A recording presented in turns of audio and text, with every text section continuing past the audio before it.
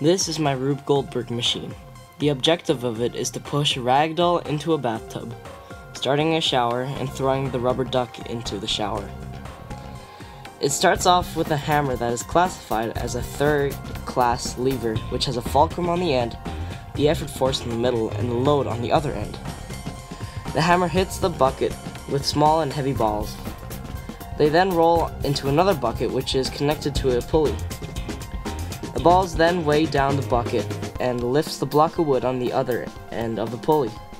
From there, my Rube Goldberg machine splits off into 3 ways. The first track leads to the pushing of the ragdoll. It starts by the bucket pushing over some dominoes, which also act as a third-class lever. The last domino then falls into yet another bucket attached to yet another pulley. The pulley lifts a small glass door that lets out a car with a motor on it, which has a wheel and axle. The car then acts as a force to a first-class lever that is left vertically. A first-class lever is when the fulcrum is in the middle and the force and load are on either side of it. The load of the pulley is a very heavy ball that rolls down a curved inclined plane. The ball hits another ball of the same material, only smaller, which rolls down another curved inclined plane. The ball hits another car with a sharp end in front of it. The sharp end acts as a wedge, which is used for splitting things, kind of like a knife. The car splits a wall in half, and parts of the wall pushes the ragdoll into the bath. The second track is not as exciting, for it only has water the whole way. The objective of this track is to start the shower.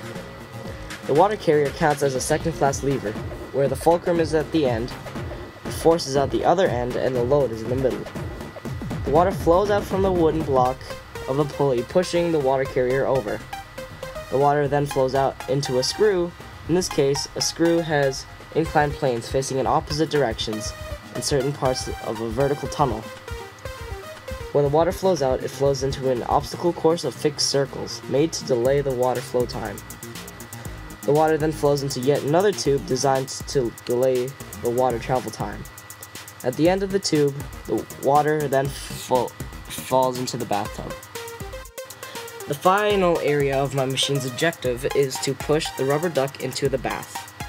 It starts with the ball that rolls off the top of the water carrier and rolls onto a track just behind the water screw.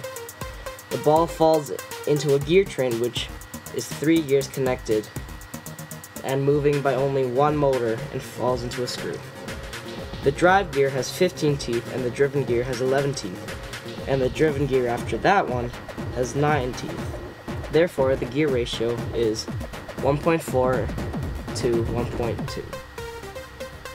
At the end of the screw, there is a Newton's pendulum which pushes another ball into a pair of speeding gears, both going in opposite directions, to launch the ball forwards.